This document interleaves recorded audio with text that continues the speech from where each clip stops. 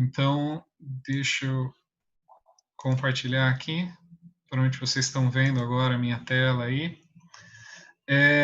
Eu acho que para responder essa, essa pergunta, né, de como usar as plataformas digitais sem ser usado pelas plataformas digitais, acho que é muito importante a gente entender como as plataformas de internet funcionam, né? E para responder essa pergunta, tem várias estratégias que a gente podia usar, né? Uma talvez a mais ingênua seria se perguntar qual que é a missão das plataformas, né? Ou pelo menos como elas definem a sua missão, né? E como a maior parte das empresas hoje, né, você tem uma missão oficial, né? Você vai no site, você consegue ver qual que é a missão que elas definem para si mesmas, né? Por exemplo, no caso do Google, né, eles têm essa missão grandiloquente aqui de organizar as informações do mundo todo e torná-las universalmente acessíveis e úteis, né? O Facebook também, se você vai lá, vai estar dar às pessoas o poder de criar comunidades e aproximar o mundo, né? Eu não sei se é porque eu sou jornalista, né? Jornalista tende a ser um pouquinho ressabiado, né? Mas a minha tendência, a minha primeira reação quando eu vejo essa definição da missão dessas duas plataformas, né? É essa aqui, né? Ha, ha, ha, né? Da risada, né? Mas a minha segunda reação é um pouco pensar, bom, o que isso significa, né? O que você pode aprender dessas missões, né?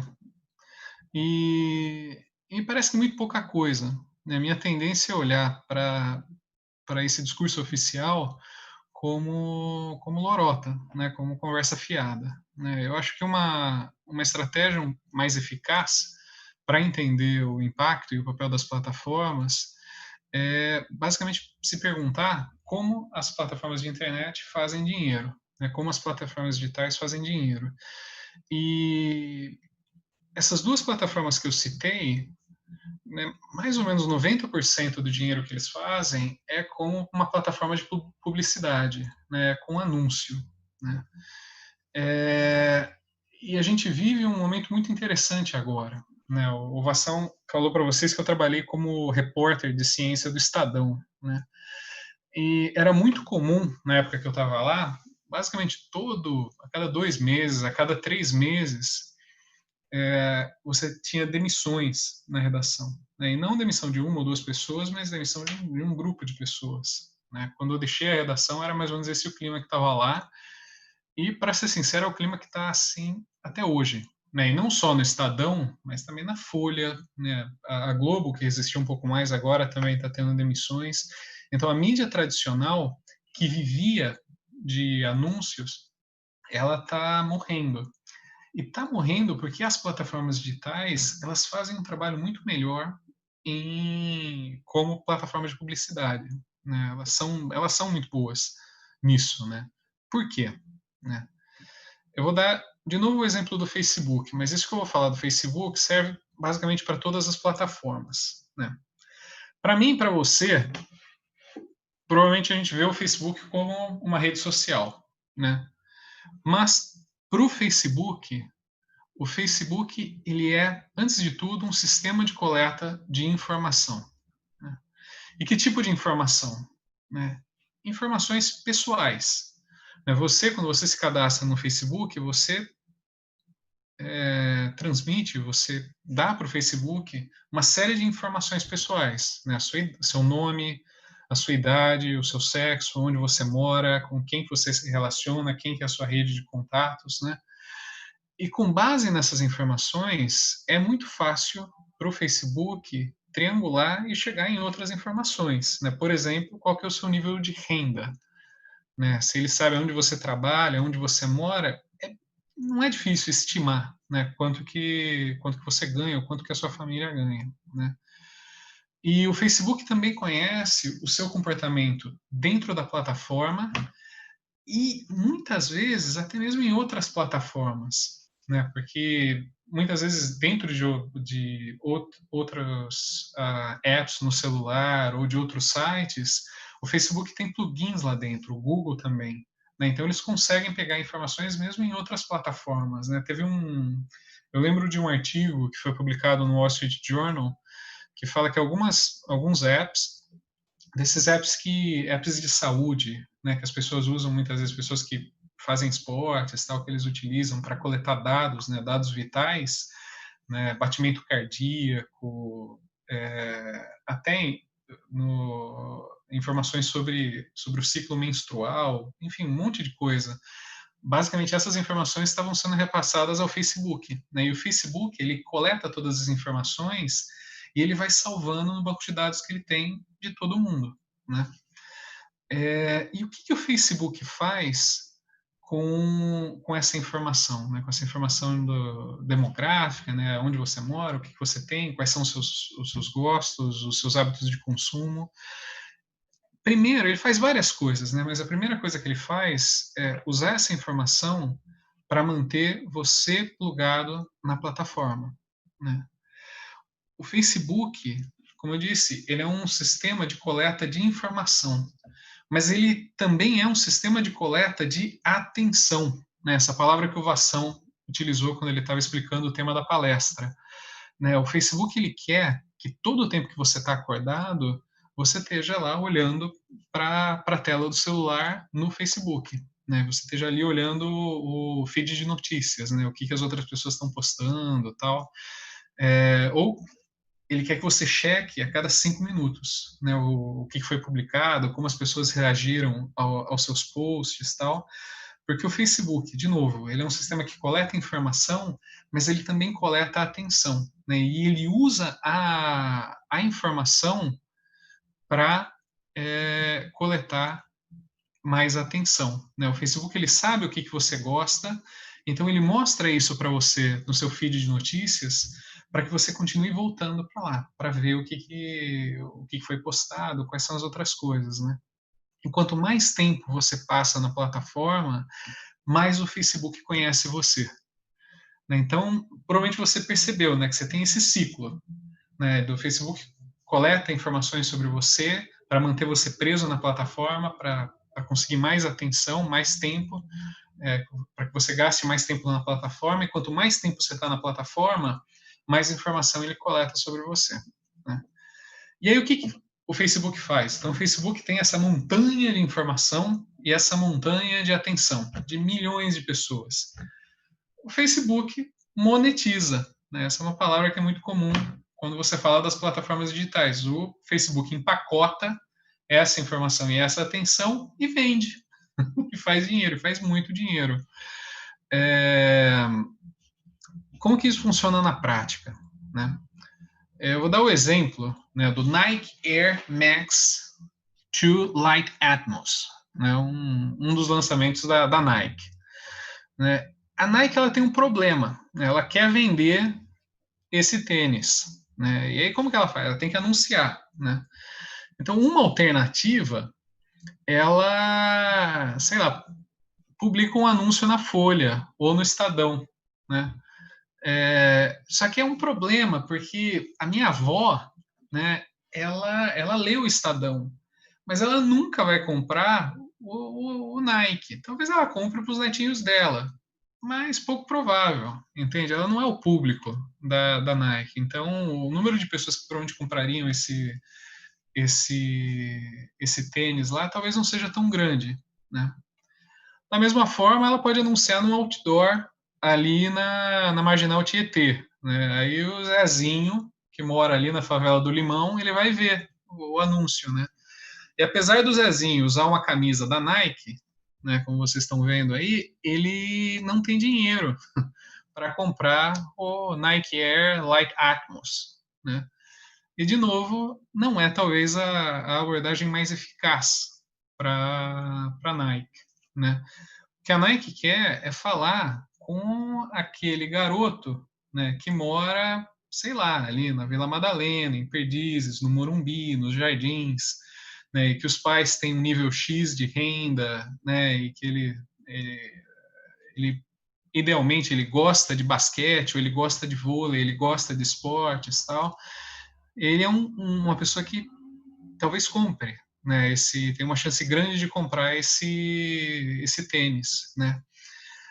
Aí o Facebook, ele é a plataforma perfeita para Nike, né, porque o Facebook, de novo, ele tem as informações, né, ele sabe, né, quem são os garotos que moram nesses lugares, né, que eu citei, e que têm um nível de renda X e que gostam de basquete, né, ele tem todas essas informações na plataforma. Então ele pode mostrar o anúncio da Nike para essas pessoas que têm uma chance muito grande de comprar o produto, né. Então, por isso, hoje, quase todo o mercado de anúncios, né, ele está migrando, ele está saindo dos veículos tradicionais de mídia e ele está indo para as plataformas digitais, né, especialmente nesse caso, quando a gente fala de anúncios, para o Facebook e para o Google, né. Mas isso que eu falei para vocês, né, primeiro desse esforço para conseguir coletar, né, para conseguir criar um banco de dados de informação e coletar o máximo de atenção, né, ter um monte de gente plugada olhando no celular ou no computador o tempo todo, isso é o princípio de todas as plataformas digitais, né? Não é só o Facebook ou o Google, mas esse basicamente é o princípio que move as plataformas digitais, né? Essa economia de atenção e de informação que eu estou citando para vocês, né? Tem uma série de formas de você estudar as plataformas digitais, né? Esse modelo que eu estou dando para vocês, né, falando, olha, as plataformas digitais são esses grandes coletores de informação e de atenção, é só uma forma de você estudar as plataformas, né? Por que eu escolhi esse modo, né? Esse jeito de abordar essa questão? Porque eu acho que é uma forma muito boa de você responder uma pergunta que para mim é muito interessante, né? Que é essa pergunta aqui: qual que é o custo dos serviços que as plataformas digitais prestam? E essa é uma informação que eu acho que é muito importante. A resposta a essa pergunta pode nos ajudar a entender como não ser usado pelas plataformas, né? Se eu perguntasse para vocês qual é o benefício dos serviços que as plataformas prestam, seria muito fácil, entende? Qual que é o benefício que o YouTube presta a você? Ah, eu gosto de vídeos, o YouTube é uma plataforma de vídeos, né? Ou eu preciso de um e-mail, o Gmail me proporciona um e-mail. Ah, eu preciso me comunicar com as pessoas na minha sala de aula, eu tenho o WhatsApp, né? E assim por diante. Netflix, bom, eu gosto de filmes, é ali que eu vou encontrar os meus filmes, né? Então, o benefício que as plataformas elas oferecem a você é evidente, né? Qual que é o custo delas? Aqui há uma pegadinha, né? Porque a nossa tendência é responder que o custo é zero, entende? Eu não estou pagando, né? Tudo bem, alguns serviços você paga, né? Talvez você paga a mensalidade do Netflix, tal, mas YouTube, por exemplo, você não paga, né? Você não paga para usar o Facebook, né? Você não paga para usar o WhatsApp, né? E aqui vale o adágio, né? Se você não consegue ver o produto, é porque você é o produto. Eles estão vendendo a sua informação e a sua atenção, né? O custo das plataformas digitais só vai ser zero se você acredita que a sua atenção, o seu tempo e as suas informações pessoais valem zero, né? Se você acredita que a sua atenção e as informações são recursos valiosos, você não vai acreditar que o custo é zero, né? E eu tô aqui, daqui para frente, essa aqui foi a primeira parte da palestra, né? Agora começa a segunda parte, né? E a segunda parte é basicamente para tentar convencer vocês que informação e atenção são recursos valiosos. Tá? Então, esse é o meu objetivo agora. Informação, eu vou falar de uma forma bem curta. Né? Para mim, eu estou mais interessado em discutir, em falar sobre o tema da atenção. Né? E aqui o meu conselho para vocês é muito simples, né? Pense 2 vezes antes de compartilhar suas informações com uma plataforma digital, né. Eu, por exemplo, tive uma experiência, eh, que não foi muito agradável, né. É um problema pequeno, mas em si é um problema, né. Eu tenho um serviço do Firefox, que é chamado Firefox, Monitor, né. E o que esse serviço faz? Você consegue ir lá, né, se eu não me engano é monitor, ponto firefox.com, né, monitor, né, ponto firefox.com. Você consegue colocar o seu e-mail lá, e aí você vai ver todos os roubos de dados, né, todas as situações em que um hacker conseguiu invadir uma plataforma e pegar os dados que estavam lá, né, em que o seu e-mail aparece, né? E aí o que vocês estão vendo agora são 3 situações em que um e-mail que eu usava quando eu era repórter no Estadão, ele vazou, né? E aí vocês veem que o que vazou nesses, um caso foi o Bitly, o outro foi o LinkedIn e o outro o Dropbox, né? Foram 3 casos em que as informações foram roubadas e entre essas informações estavam os meus dados. Nesse caso, o que eu ali o que vazou foi basicamente o e-mail e a minha senha, né, nos 3 casos foi isso que aconteceu. Em outros lugares, em outros vazamentos, pode vazar, sei lá, o número do seu cartão de crédito, o número do seu RG, do seu CPF e tal. Então, às vezes você acha: "Não, dá para confiar, essa plataforma aqui é firmeza, né, eles não vão". Os 3 exemplos que eu estou citando para vocês aqui são plataformas grandes, né, o LinkedIn é uma plataforma basicamente que todo mundo utiliza como lugar onde você coloca o seu currículo, né, e o lugar onde você se conecta com outras pessoas para, enfim, para aumentar as suas, possibilidades profissionais, tal. Então são plataformas grandes e plataformas em que eles não cuidaram bem dos dados dos usuários. A gente teve aqui nessa semana que passou, né, também hackers, eles conseguiram invadir contas de Twitter de pessoas muito graúdas, né, do Obama, do Biden, do Elon Musk, do Elon Musk. Então você tem essa situação em que você faz com que você pense 2 vezes antes de compartilhar as suas informações pessoais, né. Uma dica que eu dou muitas vezes tentar usar, de novo, se você usa o Firefox para navegar na internet, você consegue ter um sistema lá em que você basicamente tem esses compartimentos, né, em que você é, os sites muitas vezes eles utilizam uma tecnologia, os cookies, né, para saber se você está voltando, se você já visitou aquele site alguma vez antes, se você está voltando, de certa forma para entender o seu comportamento na internet, né, que tipo de sites você visita, tal. É, vale a pena você usar algumas ferramentas, né? Você tem alguns plugins no Firefox, no Chrome você também tem, para tentar bloquear esse rastreamento, né? Uma coisa, tenho amigos que trabalham no Google e quase sempre eles usam aquele modo privativo, o modo privado, o modo no Chrome acho que é chamado incognito, né? Que é um modo onde basicamente o browser ele não salva os cookies, né? Então quando você fecha o browser, todos os cookies que estão lá eles são perdidos, né? Quanto mais der, esses amigos que eu tenho que trabalham no Google, basicamente eles só usam internet usando esse modo incognito, né? Não é prático, porque aí, por exemplo, os sites eles nunca lembram de você, então você tem sempre que digitar a sua senha, né? Então, de certa forma, é inconveniente, mas ao mesmo tempo é mais seguro, né? Porque você não está dando tanta informação para os sites, né?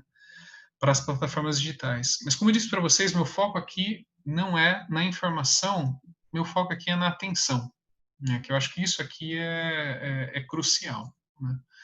E eu vou fazer uma série de perguntas aqui para ajudar vocês a pensarem um pouco, né? Para repensarem um pouco os hábitos de vocês, né? Quando vocês usam as plataformas digitais. Talvez a primeira pergunta que eu faria é que serviços você realmente precisa, né? Tinha um colega meu que falava que se inscrever numa rede social é que nem ter um filho, né? Que você tem que cuidar, tem que tem que amamentar, tem que levar para a escola, tal, né? Rede social é tempo perdido. Então vale a pena se perguntar, falar, bom, o que que eu realmente, né, o que que é realmente útil para mim, né? Então faz sentido, sei lá, passar 1 hora por dia assistindo vídeo online? Talvez faça, né? Sei lá, se você está tentando aprender um novo idioma, vale a pena, né? Se você está vendo um curso no Coursera que você quer aprender a programar, né? Ou você está num curso lá do MIT X ou Harvard X e você está fazendo um curso lá para, sei lá, aprendendo sociologia, aprendendo economia, e tal, talvez valha a pena, né? Mas se é 1 hora assistindo, sei lá, vídeos do Whindersson Nunes, ou Whindersson, não sei nem como pronuncia o nome dele, ou o Porta dos Fundos, provavelmente não. Provavelmente é uma perda de tempo, entende? Você conseguiria utilizar o teu tempo de um modo que seria mais racional, seria mais razoável, né?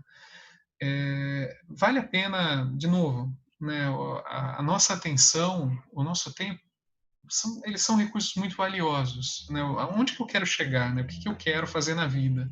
Vale a pena investir tempo para chegar lá, entende? As coisas, elas custam esforço, elas custam dedicação, né? É óbvio que essas redes, elas se beneficiam do que a gente chama de efeitos de rede, né, para crescer. Então, se todo mundo no colégio, né, está participando de um grupo de WhatsApp, talvez você se sinta obrigado, né, a instalar o WhatsApp no seu celular, né? Isso é natural, né? Você vai estar ali, você está numa situação em que não tem muito como fugir, né? É, Nesse caso, vale a pena você se perguntar: bom, já que tudo bem, essa plataforma é útil, né? Ou eu tenho que usar essa plataforma porque faz parte um pouco do meu contexto social, né? Vale a pena se perguntar quanto tempo eu devo dedicar a essa plataforma, né? Pensando nas minhas obrigações, pensando nos meus planos, né? Será que, sei lá, WhatsApp, vale a pena checar o WhatsApp toda hora? Provavelmente não. Entende? Você olha, não tem mensagem. Agora tem uma mensagem. Agora não tem mensagem. É uma perda de tempo, entende? Então, eu conheço muitas pessoas que falam, não, todos os dias eu vou dedicar, sei lá, 15 minutos para responder mensagens, né? E não mais do que isso, né? Só que a gente sabe, né? É fácil falar, né? É difícil fazer, né? E não é por acaso, entende? De certa forma, não é culpa das pessoas, né? É, as pessoas em média, né? Eu estava vendo algumas estatísticas, né? E é surreal, assim, a média das pessoas é checar o celular mais de 1000 vezes por dia, entende? Então, de fato, está ficando cada vez mais comum isso, né? É, as plataformas, elas são traiçoeiras, né? Elas sabem, né, como lidar com a nossa psicologia para que a gente fique preso, né, a elas. De novo, isso não é aleatório, né? Há uma ciência por trás disso, né? E essa é uma história que vale a pena conhecer, né? Em Stanford, a gente sabe que boa parte dessas empresas, elas nasceram no Vale do Silício, né? E o Vale do Silício é uma área que foi influenciada por uma série de pensadores, por uma série de cientistas que trabalham ali na Universidade de Stanford, em Berkeley, naquela região. Então, de certa forma, você tem uma tradição acadêmica, né, uma tradição científica que agora está sendo usada basicamente para gerar novos produtos, para gerar ideias, tal, né? E um dos grupos de pesquisa ali em Stanford que foi muito influente foi um grupo de pesquisa comportamental, né? Um laboratório de pesquisa comportamental, né? E um dos pesquisadores que estava lá, um pesquisador chamado Skinner, né? Ele estava tentando entender, né? Como como fazer com que as pessoas atuem de um modo previsível, né? Como influenciar o comportamento das pessoas, né? Só que antes de começar a estudar as pessoas, ele começou a usar modelos animais, né? Ele começou a estudar animais, né? E aí ele criou um experimento que ficou conhecido como a caixa de Skinner, né? O que é esse experimento? Você tem um ratinho, né? Ali dentro da caixa e você tem um botão, uma alavanca, né? E todas as vezes que o ratinho vai lá e aperta a alavanca, ele recebe uma guloseima, né? Ele recebe algo que ele gosta, né? O que ele notou? Né? Ele falou: se o sistema funciona de uma forma previsível, né? Se todas as vezes que o ratinho vai lá, ele aperta a alavanca, ele recebe a guloseima, o ratinho ele aperta a alavanca quando ele sente fome, né? E quando ele não está com fome, ele não aperta a alavanca, né? Contudo, se esse sistema de retribuição, né, ele é imprevisível, o ratinho fica louco. Em que sentido? O ratinho ele vai lá, ele vai ficar apertando a alavanca de forma compulsiva, né? Porque ele vai ter que ficar tentando entender o que ele precisa fazer para receber o benefício da guloseima, mas não tem sentido, né? Se você usa um método aleatório, que às vezes quando ele aperta a alavanca não vem guloseima nenhum e às vezes vem, a tendência é que ele desenvolva um comportamento compulsivo, né? As plataformas elas se beneficiaram desse tipo de pesquisa, porque nesse caso específico a gente não é tão diferente do ratinho, entende? Com esse sistema de retribuições aleatórias, a gente também tende a desenvolver um comportamento compulsivo, né? E aqui eu estou citando só um exemplo.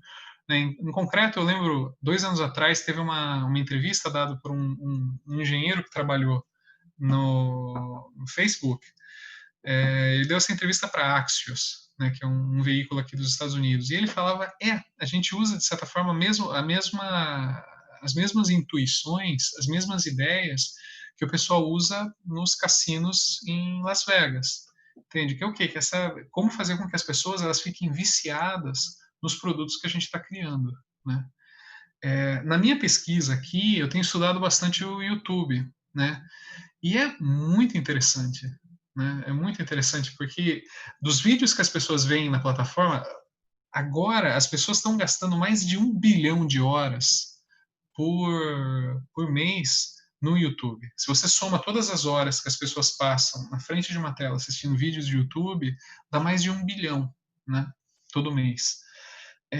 E 70%, né, quase a cada 4 vídeos, 3 não foram as pessoas que escolheram, né, os vídeos que elas iam assistir, né? Foi o YouTube que escolheu para as pessoas, né? Foi no YouTube, quando você assiste um vídeo, normalmente ele já te mostra o próximo, e o próximo, e o próximo, né? E funciona, entende? O algoritmo ele é muito bom em prever qual que é o vídeo que ele precisa mostrar para que você passe 1 hora, 2 horas assistindo vídeos no YouTube, para que você não saia, entende? É, de novo, isso pode ser muito ruim, né? Tem um paper que eu li de gente que trabalha até para o Google, né? Gente que trabalha num dos braços de inteligência artificial lá, e eles alertam para o perigo do que eles chamam ciclo de retroalimentação degenerado, né? Que é um nome complicado, mas para um conceito simples. Né? Vamos supor que alguém publica um vídeo que ele é muito ruim, né? E é ruim porque, sei lá, porque é racista, ou porque ofende as pessoas, ou porque é, é uma perda de tempo, ou porque faz a defesa de um comportamento que é ruim, que pode prejudicar as pessoas, tal. Se aquele vídeo ele viraliza, né, se um monte de gente compartilha aquele vídeo, o YouTube vai pensar que aquele é um vídeo bom, porque esse é um dos dados que o YouTube usa para propor vídeos para as outras pessoas. Então a tendência é que mais gente ainda veja aquele vídeo. E aí viraliza ainda mais. Né? Nem sempre o conteúdo que viraliza, o conteúdo que todo mundo compartilha, é um conteúdo bom. Né? Um conteúdo que vai fazer com que você cresça, né? Que vai abrir a tua mente, que vai abrir o teu coração Muitas vezes é o contrário, né, muitas vezes é uma bobagem, né, que no mínimo é uma perda de tempo e às vezes pode até ser algo prejudicial, né.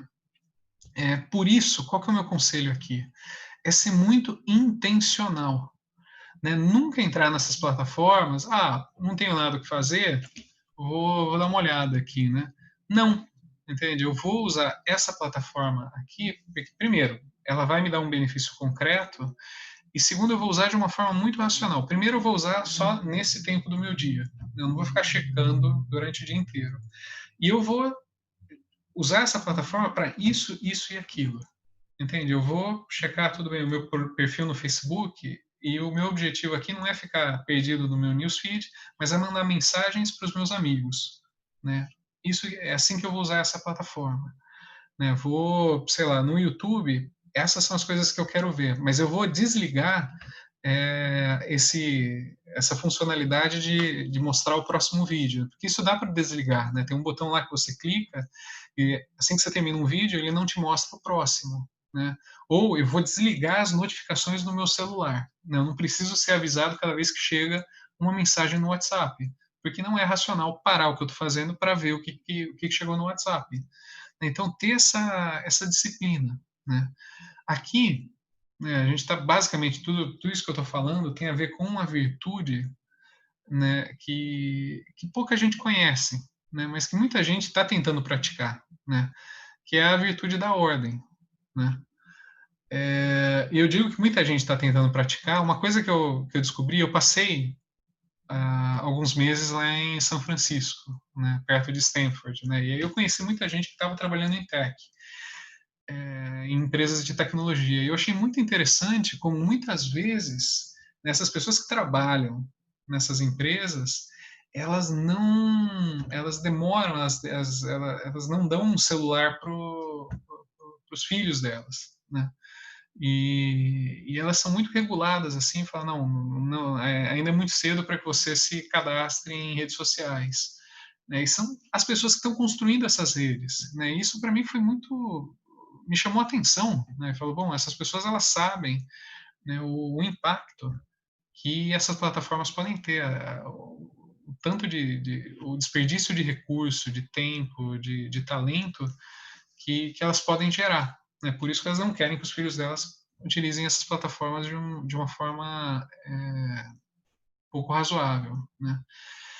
É evidente aqui, talvez valha a pena falar um pouco o que a ordem não é, né? Essa ordem de você ter um tempo e uma prioridade exata para tudo aquilo que você faz, né? Ordem não é aqui uma historinha, né? Esse é um livro muito bom, né? Um livro chamado Minimalismo Digital, né? Do Cal Newport. Eu gosto muito do Cal Newport.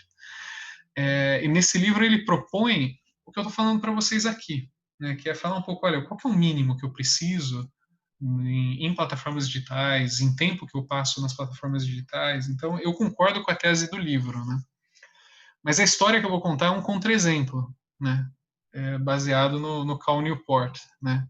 Ele, eu lembro que ele foi dar uma entrevista para um jornalista que eu gosto muito, chamado Shankar Vedanta, né? Com um jornalista americano. E ele foi falar sobre esse livro, né?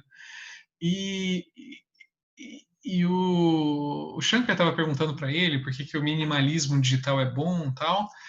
E aí teve um momento que o Shankar cutucou ele. Ele falou: bom, você falou que você normalmente você deixa o seu celular desligado, né? Porque você quer, quando você está trabalhando, você quer colocar todos os seus sentidos, a sua mente e tal, no trabalho que você está fazendo.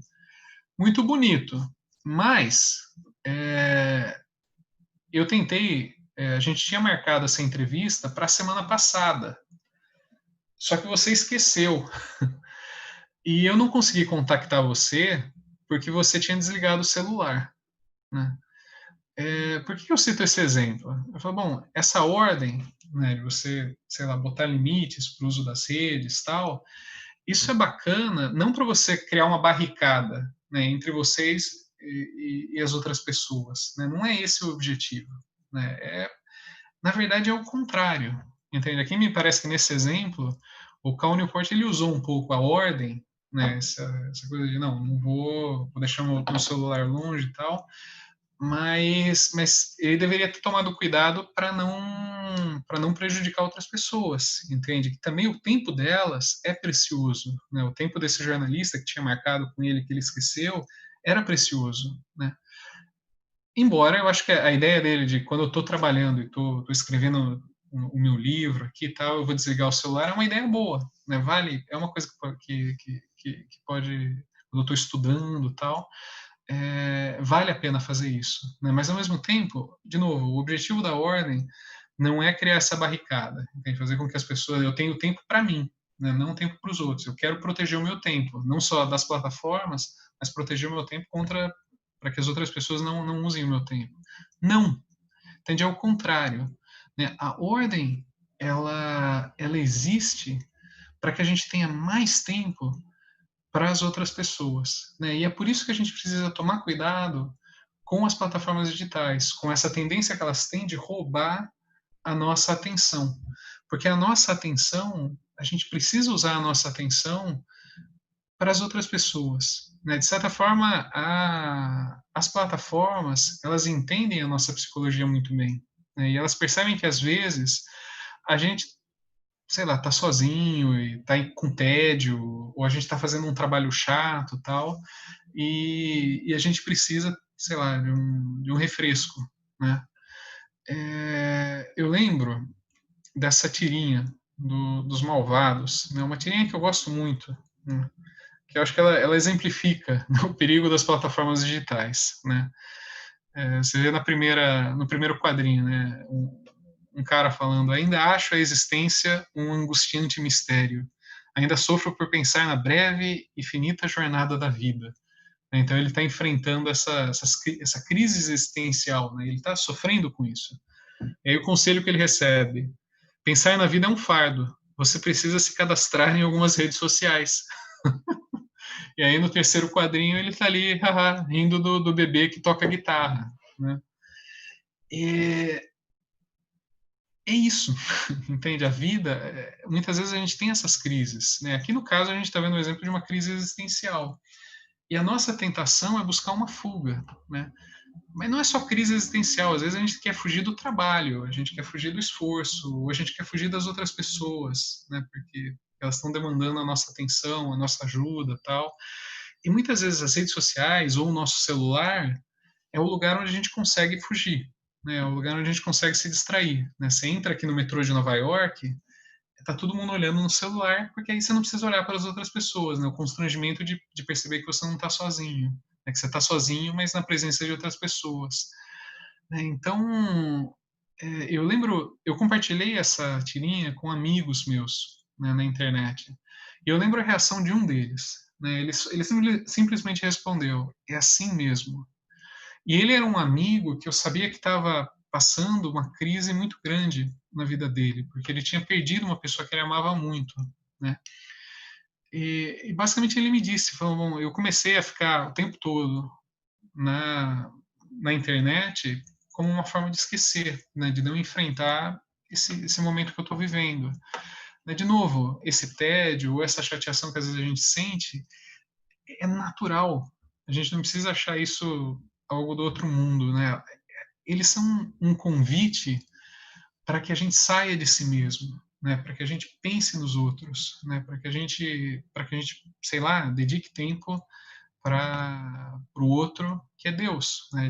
Dedique tempo em oração, para que a gente dedique tempo para os nossos amigos, né? Para a nossa família. Se a gente está se sentindo entediado, se a gente não quer mais ficar ouvindo simplesmente o nosso monólogo na nossa cabeça, a gente tem que procurar um diálogo, né? E a gente vai encontrar esse diálogo no outro, né? Nas outras pessoas, em Deus.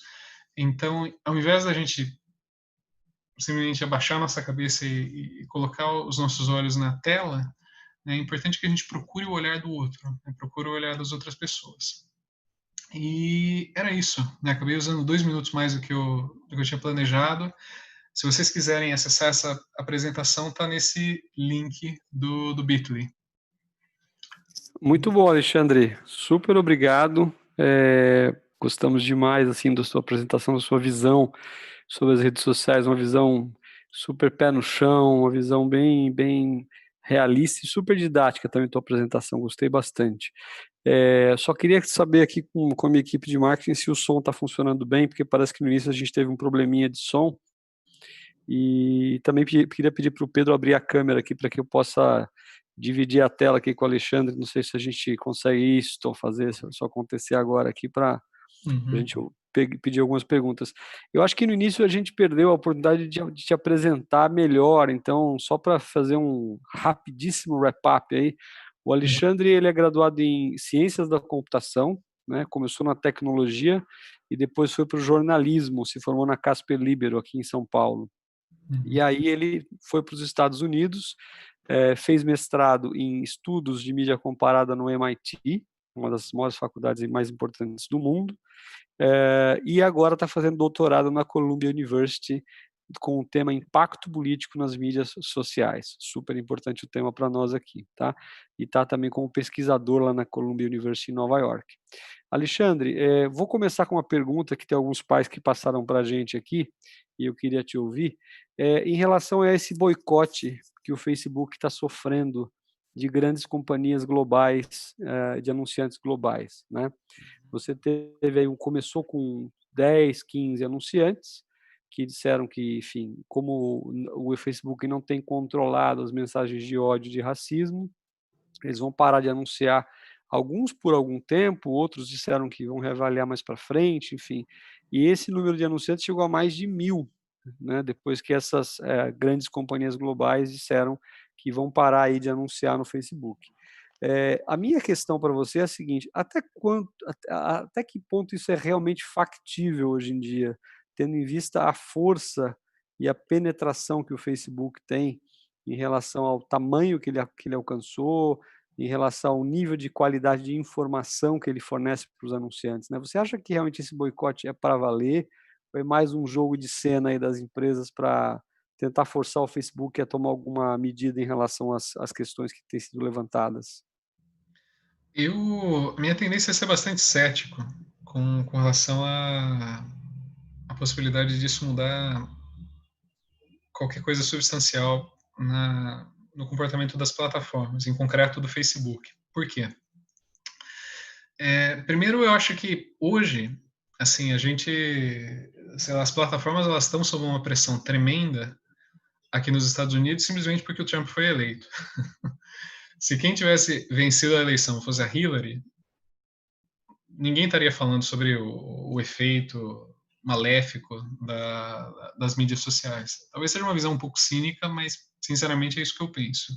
Entende? Foi a vitória do Trump e a crença de que ele basicamente as mídias sociais elas foram uma plataforma importante para que ele conseguisse viabilizar a candidatura dele, é isso que faz com que uma série de pessoas detestem ou tenham uma visão bastante crítica das mídias sociais hoje, né?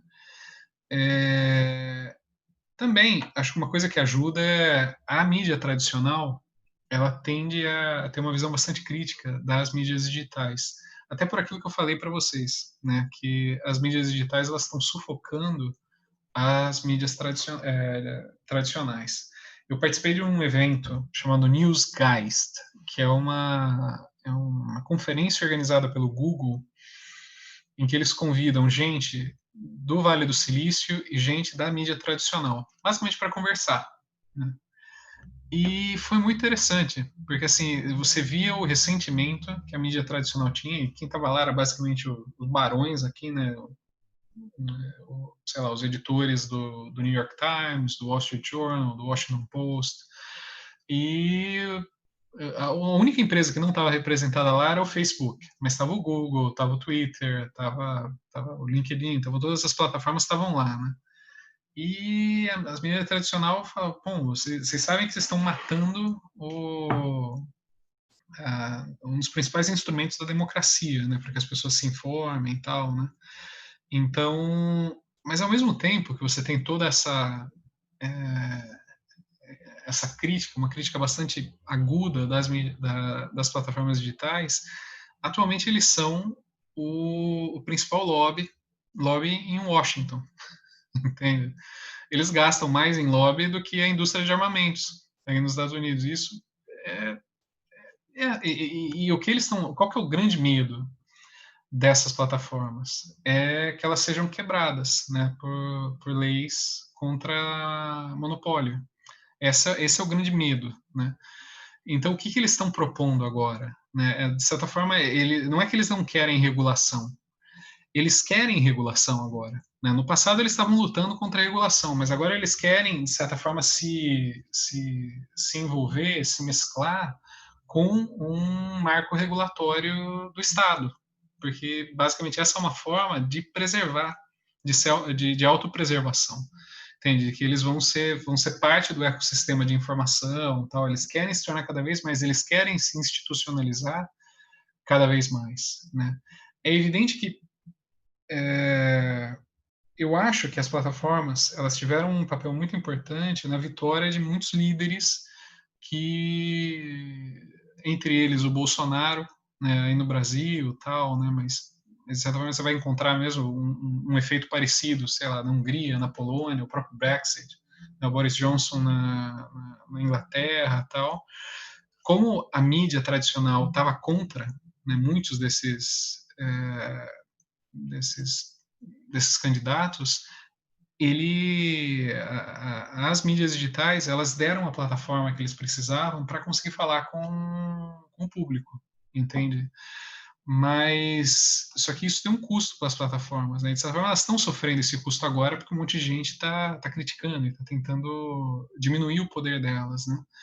Então a tendência é que elas se tornem cada vez mais mainstream, né? Acho que é por isso que você tem todos esses grupos que estão tentando de certa forma controlar um pouco o discurso nas plataformas, mas eu não vejo elas perdendo a força que elas têm, né? Muito pelo contrário. Eu acho que essa força ainda vai crescer muito nos anos que virão. Muito bom, Alexandre. A gente tem aqui duas mães, uma é a Patrícia Barberi e a outra mãe e nossa diretora Patrícia Fleury, estão querendo saber o seguinte: a gente já entendeu que nosso padrão de comportamento nas redes sociais faz com que as redes sociais aprendam sobre nós e, enfim, comecem a nos mostrar só o que a gente quer ver, enfim. O que você daria de conselho para os pais do colégio para que, como é que eles podem orientar os filhos na prática, mas obviamente sem criar aquela coisa de regras exageradas ou enfim, porque a gente sabe muito bem que isso às vezes não funciona, né? Então, que dica você daria para os pais do colégio para orientar os filhos a usar bem, com mais sabedoria, vamos chamar assim, as redes sociais? Sim. Eu acho que é muito importante, primeiro, que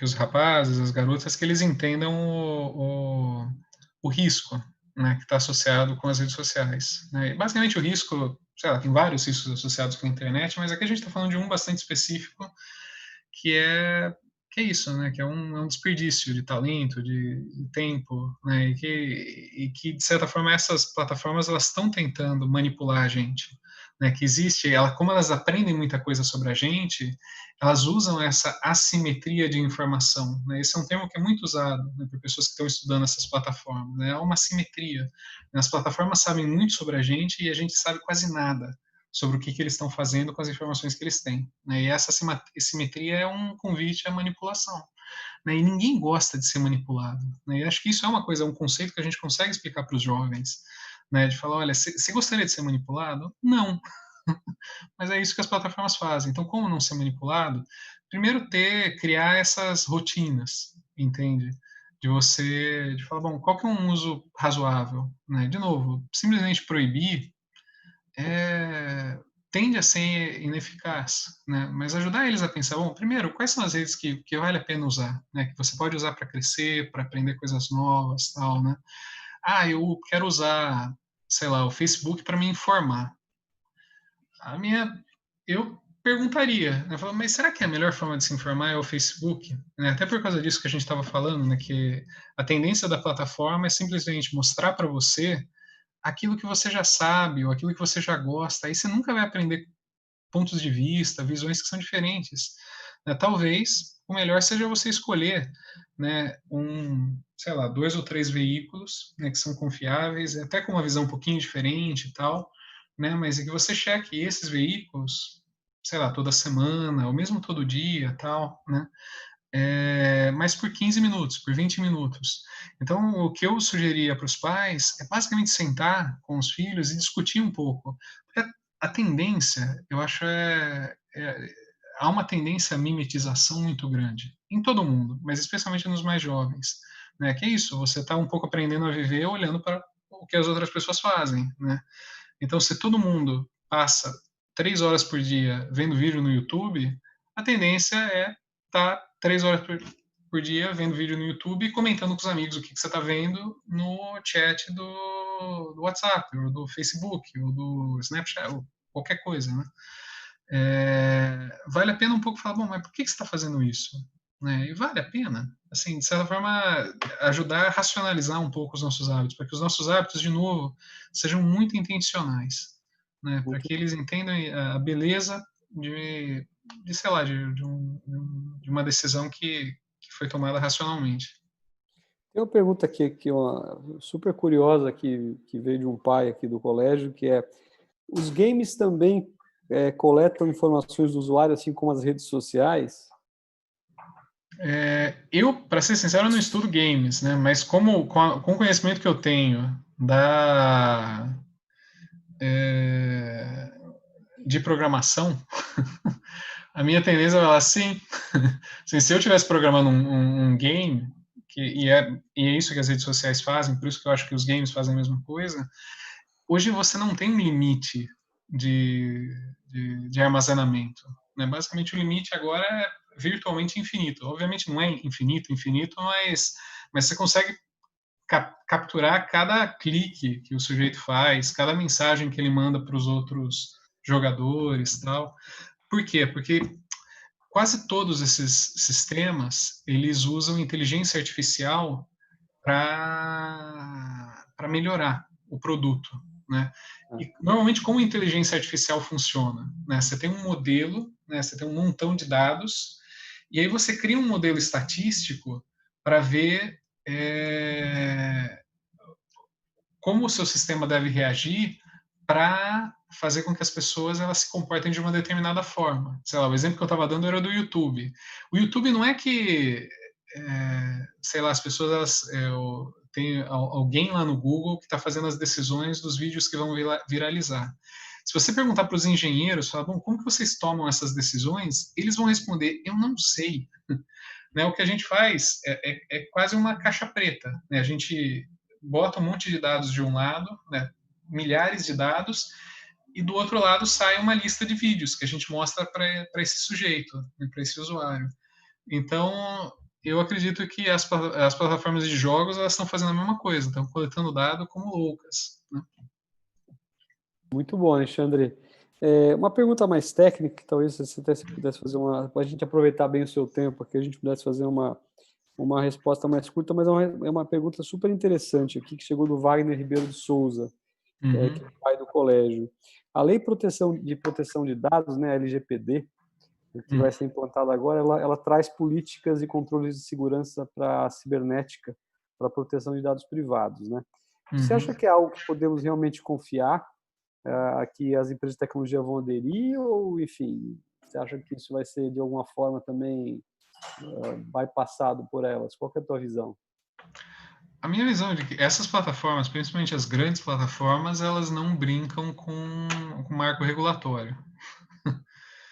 E, assim, o que elas podem fazer é questionar o marco regulatório. De novo, eu estou falando isso baseado na experiência da Europa, né, de como que elas reagiram lá. Né? Elas podem tentar lutar com unhas e dentes nas cortes, nos tribunais, para tentar invalidar alguns aspectos da lei e tal, se elas acham que vai tornar inviável o negócio que elas estão fazendo. Né? Ou o que elas podem fazer é simplesmente deixar o mercado. Se elas falam, olha, isso que a lei está pedindo para a gente fazer, não dá para implementar, ou vai ser muito caro, não vale o investimento. E aí elas saem, entende? Isso, de certa forma, aconteceu na China. Né? A China basicamente botou uma série de restrições para algumas redes sociais que tornava impossível a vida delas lá. Né? E como não dá para você abrir um processo contra o Estado chinês, né? Então você sai. Né? No Brasil, a tendência, eu acho, é uma tendência de acomodação. Pelo menos essa é a forma como eu vejo, sei lá, o pronunciamento das redes sociais no Brasil e tal. E eles também investem em lobby no Sim, Brasil. sim. Uhum. Nós temos mais uns 2 minutos, então eu queria muito aproveitar aí do seu tempo para a gente tentar ter mais umas 2 perguntas pelo menos. Vamos tentar fazer um bate-bola aqui rápido com você. Uma Sim, pergunta muito interessante do Maurício Galetti. Ele começa mestre, chama você de mestre aqui, ó. Você caramba. acha que algum dia será possível controlar as fake news e demais desinformações que circulam nas redes, que por vezes podem denegrir a imagem de uma pessoa? Qual é a tua visão em relação às fake news? É um fenômeno controlável ou, enfim, não tem como você, enfim, se livrar desse problema para sempre no mundo? Para ser sincero, eu não acredito que é possível solucionar o problema a priori. Assim, acho que você consegue criar um marco legal para, a partir do momento que algo foi publicado, para você tentar responsabilizar quem publicou, né? Mas quase por uma questão de princípio, é evidente que há alguns tipos de discurso que eu acho que vale a pena você criar algoritmos que identificam esses discursos e de certa forma, suprime. Né? Sei lá, se alguém está fazendo apologia do genocídio, né, ou apologia de alguma coisa, ou apologia do suicídio, de alguma coisa perversa, mas acho que esses casos são exceções. A maior parte das vezes a gente está numa área cinzenta que só a posteriori que você consegue ver se de fato um direito foi violado ou não, né? Então, e eu também não sei, isso é uma coisa que o Mark Zuckerberg ele sempre fala, né? Fala, tem certeza que vocês querem que o Facebook seja um árbitro da verdade, né? Que as plataformas elas realizem esse papel de policiar o discurso? Eu, para ser sincero, não vejo com bons olhos. Né? Eu acho que as plataformas elas são muito vulneráveis a isso que está acontecendo, a pressão da opinião pública, entende? E às vezes eu acho que a opinião pública tem que ser desafiada. Isso faz parte, eu acho, do debate democrático, da saúde da República. Então, a minha tendência o problema das notícias falsas, ele é um problema que tem que ser combatido, mas eu não vejo como, sei lá, como algo que você vai conseguir fazer com um algoritmo, entende, na origem, né? Entendi. Alexandre, infelizmente chegamos no nosso horário aqui e a Uhum. gente vai ter que encerrar. Só sua última resposta aí já daria uma outra palestra maravilhosa sobre esse limite da desinformação e o quanto as redes sociais deveriam, né, ser as árbitras aí da nossa vida cotidiana em relação aos temas tão complexos que a gente vive, né? Eu Uhum. queria te agradecer bastante. Eu sei que a tua vida aí é corrida pra caramba e você teve que dedicar 1 hora para nós aqui. Os pais estão super felizes. Tem várias perguntas que eu não consegui responder, eu não consegui te passar, na verdade, para você responder. E aí a gente vai te enviar depois por e-mail para você, enfim, tratar cada uma delas com muito carinho, né? Combinado. Eu queria só passar um recado para as famílias do Catamarã. Como vocês sabem, a gente tem feito lives semanais e com temas super quentes, como esse que a gente ouviu agora o Alexandre falar. Semana que vem tem uma live super legal, que eu queria convidar vocês desde já. No dia 29 de julho, na quarta-feira que vem, nós vamos ter o privilégio de conversar com o Paul Brugarolas, que é engenheiro da NASA, responsável pelo projeto da Perseverance, que é a nave que vai para Marte no dia seguinte, no dia 30. Vai ser lançada para Marte no dia 30. Vai ser uma live incrível, vai ser às 4 horas da tarde, que é o horário que ele podia nos atender aí, mas vai continuar nesse altíssimo nível que a gente tem tido de palestras aqui de lives no Catamarã. Então, Alexandre, boa noite, muito obrigado a você, muito Eu que obrigado a todos agradeço. que nos assistiu. E esperando que até breve, quem sabe a gente não traz um novo tema para você no mês que vem e falar para a gente de novo sobre esse tema das mídias sociais que é tão relevante e tão contemporâneo para nós, né? Tá bom? Combinadíssimo. Abração. Obrigado. Boa, Tudo de boa bom, meu noite. caro. Um abraço a Obrigado. todos. Boa noite a todos aí.